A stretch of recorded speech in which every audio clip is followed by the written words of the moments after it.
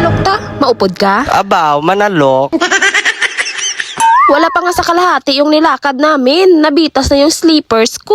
Argay marisi mo na. Dalok-dalok ka abi mo. At dito nga pinalitan ako ni mother ng sleepers niya. Sa kanya daw yung sira, sa akin daw yung sleeper niya. At siya na nga lang daw yung magpapa. Very good kay mother Meron naman sanang magandang daanan. Kaso si mother dito ang gusto niya. Para daw malapit at madaanan niya yung mais niya. Titingnan niya daw kasi yung mga mais niya baka may mga natumba. Tama nga si mother. Meron nga mga damage si Ada sa mais niya. At share ko lang itong tanim ni mother na mais na puti. Pilit nga mais ang tawag dito sa amin. Kung makita nyo may taas, may mga nugbo, mga sumain na kay malaka abing mais ni Bibing Ibam. Mupagin sumaan na lang nila. At grabe, tingnan nyo naman yung nilakad namin kung gaano nakalayo. Yan yung bahay namin at dyan kami galing. Timing nga yung panahon dahil hindi naman sobrang init. Actually, sa mga oras na to, umaambon pa. Pero dahil dalok-dalo kami, kaya for dago talaga kami. At sa mga oras nga na to, malapit na kami sa may bahay ng my birthday. At itong nakikita nyo, ito pala yung bahay nila.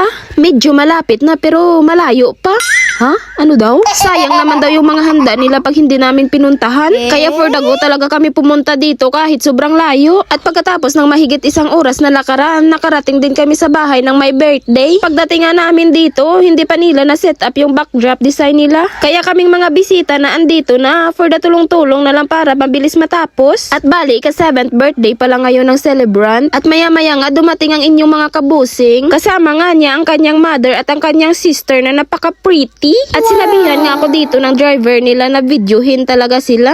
Para naman daw makita yung kapugian niya dito sa social media. Kaya for the support na lang tayo kasi family is forever, Ano daw? At nung matapos nga namin ayusin yung backdrop nila, pumasok naman kami dito sa kwarto para ulit-uliton ang bata nila. Tingnan nyo naman big boy ng kanilang baby Ethan. Wala pa man ta bata, maulit-ulit na lang ta sang bata sang iban At maya-maya nga, itong kumari ni mother, grabe talaga. Naglabas na ng 1 litrong pulang kabayo. Umpisahan na daw yung laklakan para maaga pa. Abaw laklakan. At dahil nga hindi pa ako nakapag-agahan, inaya ko muna si Mads na pumunta dito sa kabilang bahay. Pangit kasi naiinom ka tapos wala ka pang kain. At saka kanina pa talaga ako nagugutom kaya inaya ko talaga si Mads. At nung makita ako ng mga palahubog, bogin tawagid nila ko kay bidyuhan ko gid sila kuno. Kay para makita man kuno sang iban nga damo diri gwapo sa amon nga lugar. Abaw, gwapo. At para may gana tayo magtikal, tara, kain tayo. Kay wala ko gana magtikal, akong wala ko kinaon. Abaw, tinikal. At habang kumakain kami ni Mads, busy naman yung dalawa dito sa pag-asikaso dahil nga magluluto sila ng maha. Kagahod kita na kamanok din ni father, ado nami tulahon. At ito na nga yung outcome nung malagay na lahat ng pagkain. At sakto nga pagbalik namin dito ni Mads sa kabilang bahay, mag-uumpisa na rin pala kumain dito. At syempre bago kumain, wag nating kalimutan magpasalamat sa ating Panginoon. May salamat ang mga kalamatan ng Diyos. May maraming biktima dito sa pamilya Berkeldo sa pagsilibar sa kapitong mga kaablawan dito ba Bolivar, pagsabuhan sa pagpasalamat sa mga grasya na tipon sa inang ka ng mga kautuan sa mga Ginoo na ubas mo kami kasi din tinuon sa pagkabit namin sa pagkaon pag-igas mo din mga pagkaon na ang mabigat makabusog sa amin mga paglasya kung ikaw na mga conditions ng mga grasya na hininatan sa amin salamat sa iya kung hatagan mo sa gusto sa bakot ang tagsa-tagsa sa ilakan sa amon man yung mga anak sa diya po kayo naman sa mga katalagman sa hatagan kami sa mga lawas at daw-daw sa aming pagpapagdal. Kaya ginagaramdam mo ang mga nalulog ng Diyos, pag ito sa pagkaon, sa buman sa mga kalak, sa mga kapilulangan, mga kapalimpiyan sa mga lugar. Iniam na salamatan tayo kay Diyos Christ sa mga blessing sa 1 to 3 days for open of Yata Baita. Sa mga anak, Espiritu Santo 0 1 to 3 days for open of Yata Baita. At bago nga kumain, kinantahan muna namin yung celebrant. Happy birthday to you. Happy birthday to you. Happy birthday, happy birthday, happy birthday, Lego. Happy birthday. At syempre pagkatapos ng kantahan, bakbakan na agad.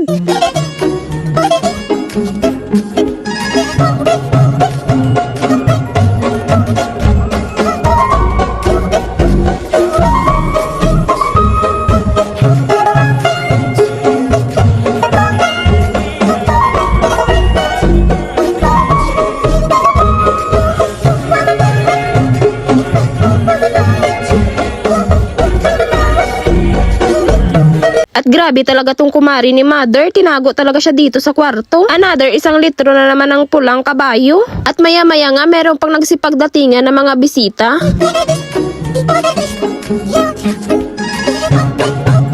Grabe talaga tong kumari ni Mother. Binigyan talaga kami ng 1 shot, 2 shot, 3 shot. More shot pa nga eh.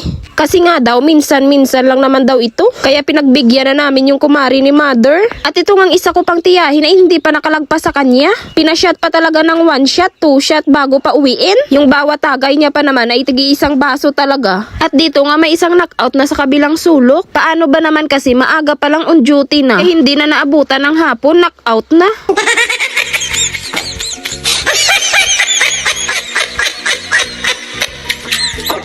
At sa mga oras nga na to is alas 5 na ng hapon at pauwi na nga kami. At itong si Mother pauwi na nga kami pero hindi pa talaga umaawat.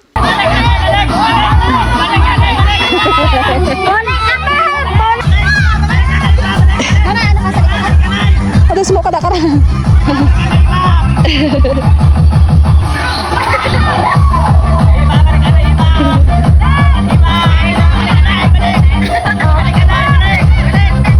O, diba ayaw pa talaga pauwiin si Mother eh. O siya, tama na nga tinikal at dahil nga maglalakad pa kami ng 1 oras.